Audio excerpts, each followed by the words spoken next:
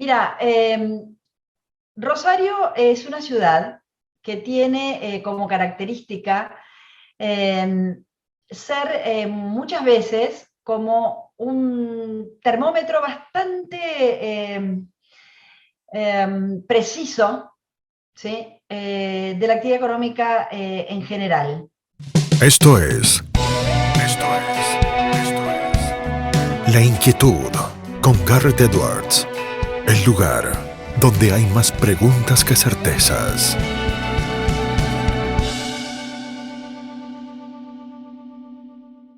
Damos vuelta de página aquí en La Inquietud por CNN Radio Rosario. Tenemos un enorme placer y privilegio. Ella es licenciada en Economía, doctora en Economía también, profesora titular de grado y posgrado, directora del Departamento de Economía de la Facultad de Ciencias Empresariales y de la Maestría en Economía Aplicada de la Universidad Austral. Da clases en múltiples universidades, también en el extranjero. Ha dirigido numerosas investigaciones en temas vinculados con lo económico, muchas publicaciones, miembro de la Asociación Argentina de Economía Política, es también parte de la Comisión Académica del Doctorado en Economía de la Universidad Nacional de Rosario, directora de investigaciones de la Fundación del Banco Municipal de Rosario, y es un placer tenerla con nosotros a la doctora Ana Inés Navarro. Ana, ¿cómo estás? Garrett Edwards te saluda. Hola, Garrett, muchísimas gracias y muchísimas gracias por tu presentación.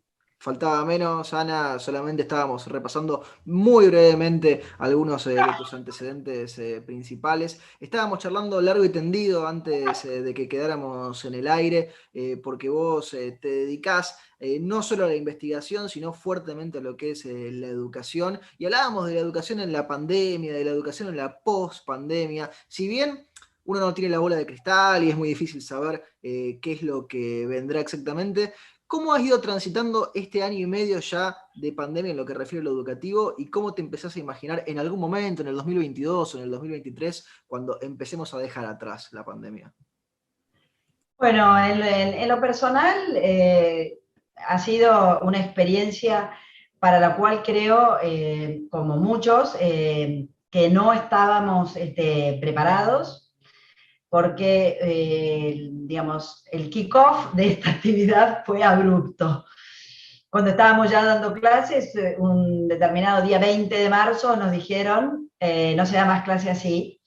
Y yo voy a contar una intimidad que me causa, siempre me causa mucha gracia, que unos pocos días antes estaba creo que en el primer Zoom, en este caso en la Universidad Austral, con el rector. De repente yo veía, había un montón de personas a las cuales veía al rector, y en mi caso veía un cuadradito negro que decía Ana Inés Navarro. Y entonces yo digo, ¿por qué será que a los demás no se los veía? A mí sí. Bueno, hablé con la persona que siempre me hace este tipo de cosas, y me dice, Ana, tu computadora no tiene cámara, no te van a ver ni te van a escuchar. Y fue 3 días antes del cierre. Por lo tanto, salí a comprarme una de estas camaritas que se ponen en un trípode, ¿sí? Y que nada, la enchufás y funciona y es espectacular. Pero desde esa, digamos, de esa, te diría, desde eso no saber ni siquiera cómo se separa la clara de la yema y pretendés hacer un súper postre, ¿sí? Era como me parece que estábamos mucho de nosotros. A mí me gusta la tecnología, me gusta aprender, por lo tanto, enseguida, digamos, pude ir Sí, te adaptaste. me adapté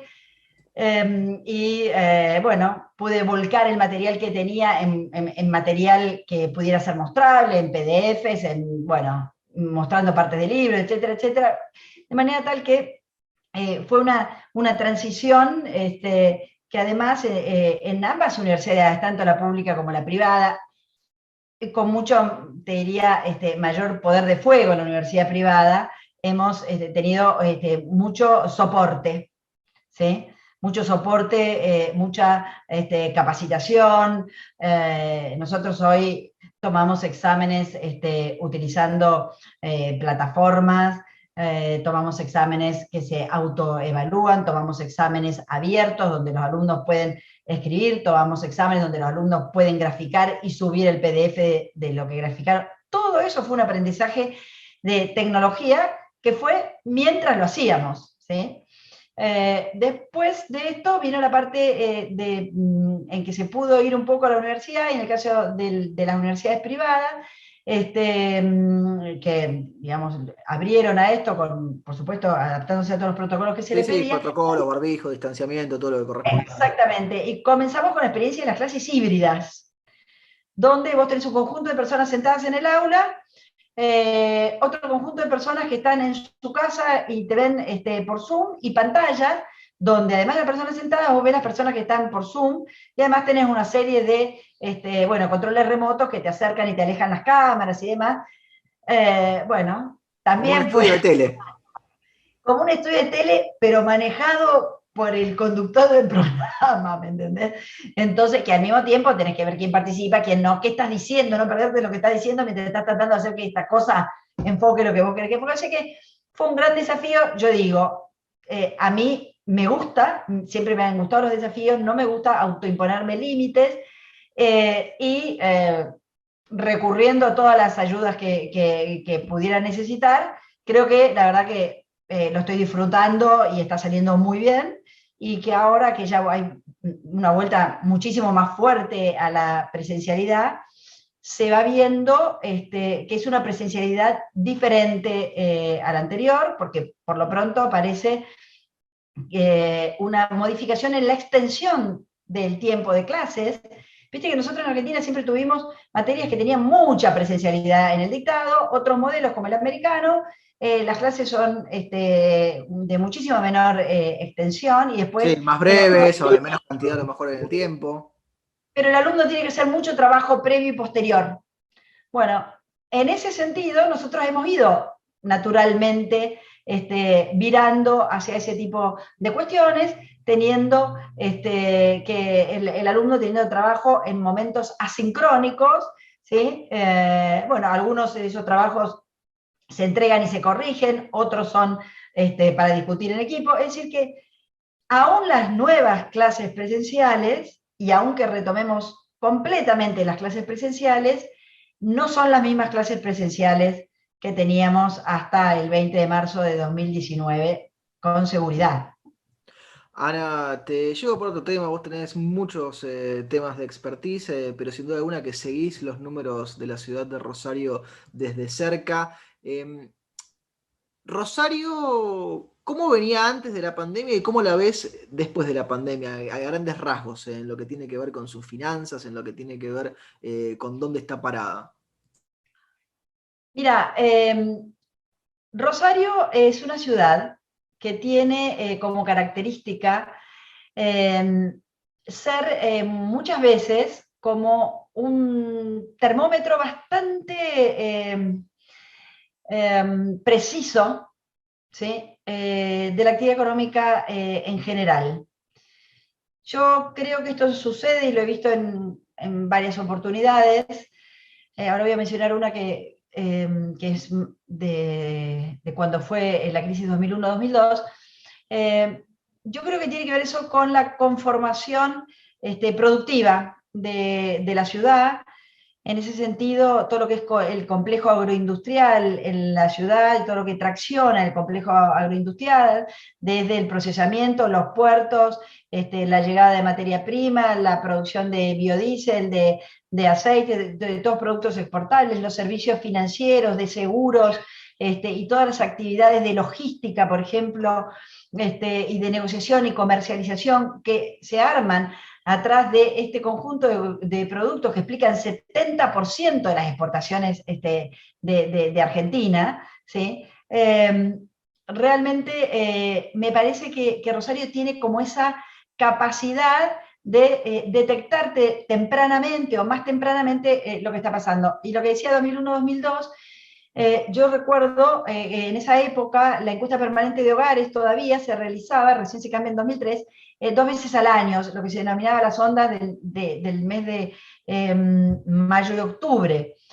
Los datos de empleo de mayo, ¿sí? Venían, digamos, se recogían un poquito antes. Y aunque la economía en general todavía, digamos, parecía que no se movía nada entre abril y mayo del año 2002, el empleo en Rosario en esa primera onda se vio que dejó de caer, venía cayendo desde el principio del año 1999, ¿sí? Con la crisis en Brasil, etcétera, cuando la economía argentina empieza a derrapar, ¿sí? ¿Viste? Que se entra en recesión, el empleo estaba cayendo, cayendo, cayendo, y a partir te diría que de principio de 2002, en esa primera onda se ve que la curvita da la vuelta. Sí. Y después, ¿sí? Tuvimos un periodo de crecimiento sostenido del empleo clarísimo, te diría que hasta 2011. Después hubo ahí una serie Sí, algunas oscilaciones. Algunas oscilaciones en 2012, suponete todavía, pero a partir de 2011, 2012, fechalo cuando quieras, y por sectores va a ser diferente, el empleo empezó a caer. Esa caída del empleo muchas veces ha estado enmascarada, ¿sí? En la compensación del empleo público. Ahora, cuando uno mira la cantidad de empresas privadas en Argentina, ¿sí? 2011, 2020, ¿sí? En esos 10 años, la cantidad de empresas en Argentina pasó de 600 y poquito miles, ¿sí? A menos de 550.000. Es decir, que en una década se perdieron unas 60.000 empresas, más o menos, algo así como 10, 11%, ¿sí? Ponle 10% para redondear, ¿sí? Del total de empresas de la Argentina, ¿no? De empresas privadas. De esas, en la región centro, ¿sí? Fueron más o menos unas 14.000. Claro que el grueso de la pérdida estuvo en el año 2020, ¿sí? Pero el grueso de la pérdida, sobre 60.000 a nivel nacional, 26.000 se perdieron en el 2020. Uf. Quiere decir que todas las otras se vino destruyendo, ¿sí? En empresa privada a lo largo de toda esa década. Después vino la pandemia, ¿sí? 2020, con todo lo que implicó desde el punto de vista de la producción, lo que implicó desde el punto de vista de el cierre y luego el quiebre de empresas o la retirada directamente, ¿sí? Empresas que se trasladaron al exterior o desinvirtieron de Argentina directamente, y hacia la segunda parte del año pasado, en Rosario se empezó a ver con claridad, y a nivel nacional también, pero a nivel nacional el impacto de lo que es Buenos Aires, la provincia de Buenos Aires y los cierres más prolongados producen, digamos, una caída un poco mayor de la caída que hubo en Rosario para todo el año 2020, apenas, pero un poquito superior. Pero en la recuperación se ve como que esta región, ¿sí? Se empieza a recuperar más sostenidamente, ¿sí? Y eso se ve en los últimos meses del año pasado y se ve hasta marzo de este año. Después, abril y mayo, digamos, esta recuperación que nos deja todavía por debajo de años recientes. Sí, como, sí.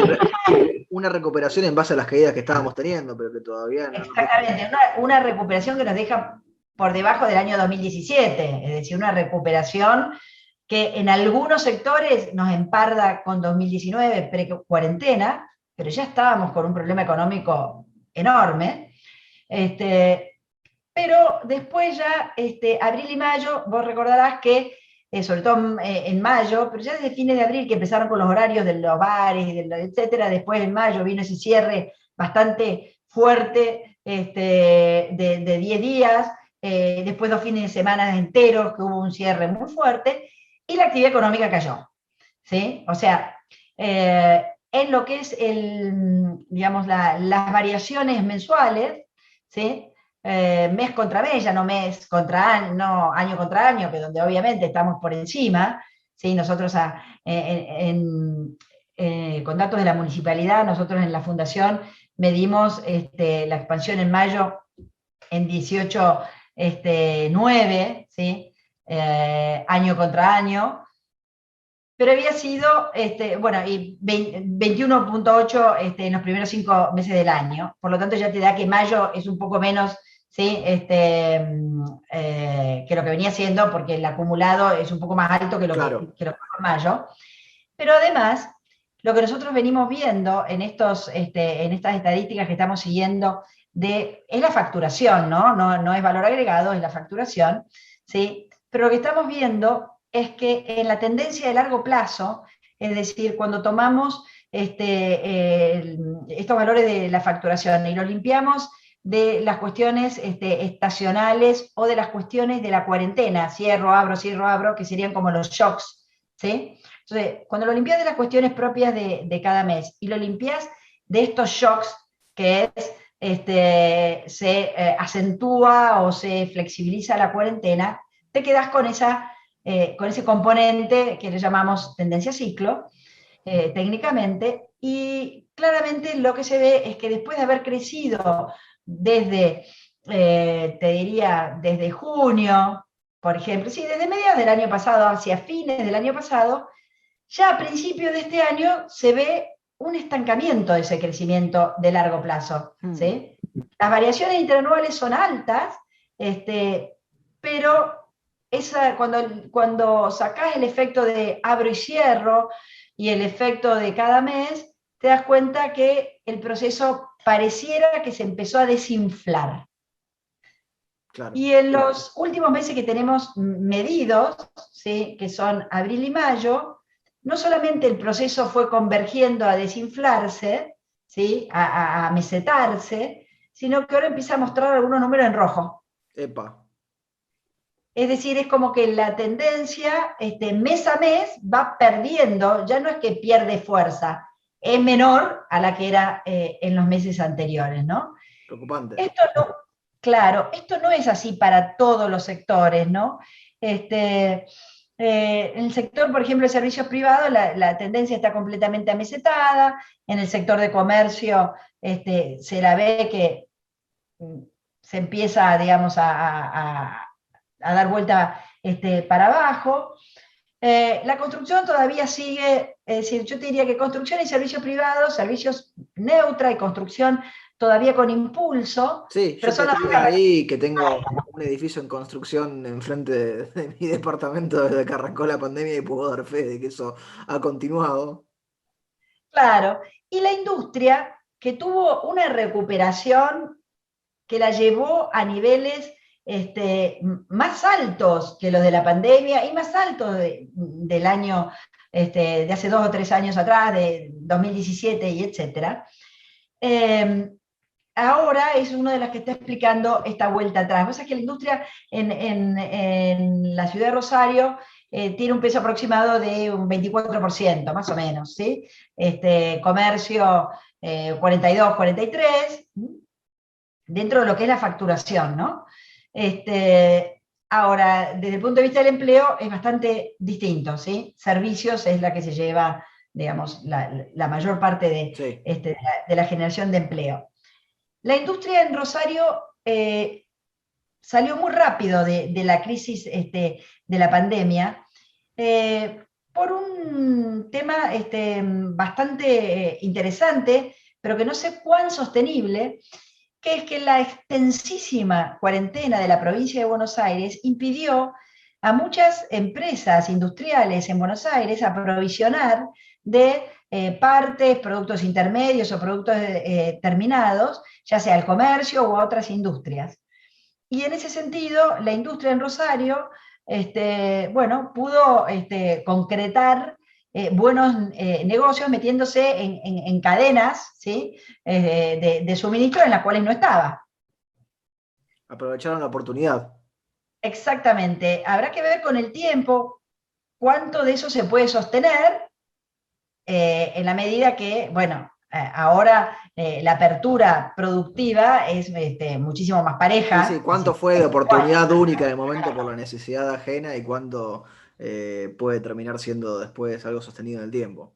También es cierto que cuando te abren la puerta y entras, puedes mostrar que sos mejor o que sos más barato o que sos más cumplidor que el otro y esa oportunidad puede ser realmente sostenible, ¿sí? Así que, bueno, eso es una historia que todavía está siendo filmada y tendremos que ver qué es lo que pasa. Ana, nos pintabas un panorama muy profundo, muy interesante sobre Rosario, no solamente en el último tiempo, sino en la última década. Te llegó un informe que habían hecho desde la Fundación Banco Municipal de Rosario, que a mí me había interesado, con datos de Google, de los temas de movilidad en Mm. la pandemia, que eso está muy bueno, uno a veces lo escucha hechos en otras partes del mundo, pero acá es aplicado a la ciudad de Rosario. ¿Les sorprendió en algo cuando vieron el movimiento de Rosario durante la pandemia? Ahora se confirma esa tendencia que uno, mejor dicho, ese sesgo que a lo mejor tiene, ese prejuicio que uno tiene de que la gente ya está en la calle y demás. Mira, nosotros, hago una pequeña aclaración digamos, para que la audiencia sepa cuál es la información que nosotros estamos trabajando.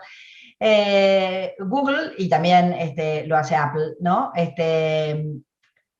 Recoge datos de los teléfonos inteligentes en la medida que las personas tienen abierto sí, su localización.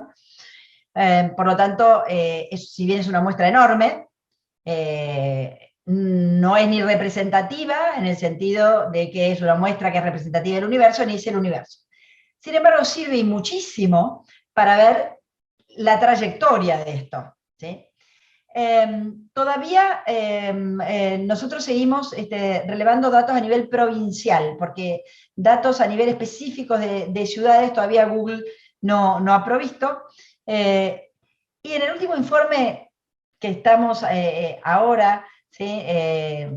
Ya digamos, terminando de hacer, ¿no? Y que tiene los efectos digamos, hasta el mes de julio, ¿sí? Lo que vemos es que después de ese cierre más profundo que hubo en abril y mayo, que recién comentábamos, sí, se ha recuperado la asistencia a hacer compras en supermercado, a ir a la farmacia, a ir a un bar a tomar algo, etcétera, entretenimiento y demás. En términos generales, ¿sí? Por ejemplo, la asistencia a lugares de venta de comestibles y farmacias, que es así como viene la información, no es que nosotros lo No, no, juntemos no, de... así como sale categorizado. Así como sale, exactamente, que estaba, digamos, amesetada en un determinado nivel a enero de este año, a partir de finales de enero, febrero, empezó a crecer, crecer, crecer, y en este momento ya está por encima de lo que es la prepandemia. Nosotros comparamos con la semana anterior a la cuarentena, ¿no? O sea que ya digamos, esa movilidad se ha recuperado completamente. Por otra parte, lo que es el acceso de las personas físico, ¿no? A tiendas Sí. y ocio también tiene el mismo fenómeno, pero todavía está a 21 puntos por debajo de lo que era antes del 20 de marzo de 2020. ¿Sí? Está a 21 puntos abajo, quiere decir que digamos, la concurrencia de las personas a comprarse ropa, a comprarse un electrodoméstico, al shopping o a un bar o bueno, al cine recién empieza a aflorar un poquito, pero digamos a ese tipo de cosas, todavía hoy está 21% por debajo de lo que era al principio de la pandemia. Pero está creciendo y mucho. Sí, sí, es decir, que se va confirmando eso que uno va sintiendo de que la gente está cada vez saliendo más a la calle. Ana, te hacemos dos preguntas. Sí, Una cosita nomás que te comento. En cambio, lo que está bastante estable desde hace mucho, ¿sí? Es el tema del home office. Epa. Porque la asistencia a los lugares de trabajo oscila entre 80 y 85%, quiere decir que entre un 15 y un 20%, ¿sí? Realiza, o sea, no está yendo a su lugar de trabajo. Parte puede ser porque esté, digamos, desempleada, no creo, ¿sí? Pero que creo más bien que tiene que ver con esta cuestión de que las personas, nosotros, vos, yo, Sí, muchísimo, un home office que se ha institucionalizado. exactamente, que es bastante parecido al nivel de un trabajo muy bueno de Gasparini, que hizo tomando datos para toda Argentina, de hará 2 años, en el cual midió más o menos cuál era, o sea, no ha cambiado demasiado, digamos, quizás en el número, ¿sí? Pero sí ha cambiado bastante en cuanto a digamos, al tipo de actividades y demás, porque la educación, por ejemplo, no entraba nunca en el home office, ¿sí? Claro. Y con tantas actividades, ¿no? Sí, te Ana, interrumpí, perdón. te hacemos una pregunta más que se la hacemos absolutamente a todos nuestros entrevistados y nuestras entrevistadas aquí en La Inquietud, porque el programa es un juego de palabras, el nombre. Dale. ¿Qué inquieta a Ana Inés Navarro? Me inquieta tremendamente una cuestión filosófica visceral creciente en Argentina, de una parte sobre todo de una parte, te diría, de la población que tiene un rechazo muy grande a lo que es la actividad privada, a lo que es a quien la culpa de todos los males, como un poco sucedió con el Brexit, ¿no? Donde se culpaba de todos los males a determinadas cuestiones que tenían más que ver con el cambio tecnológico que con otra cosa. Bueno, haciendo, digamos, la salvedad de que son fenómenos diferentes, pero una de las cosas que me inquieta mucho es esto, me tranquiliza cuando veo que los más jóvenes, y en una situación tanto de los que no se pueden ir como de los que se pueden ir, los más jóvenes se van o se quedan apostando a que no los va a ayudar nadie y que lo único que van a lograr es lo que hagan ellos. ¿Sí? Y en ese sentido,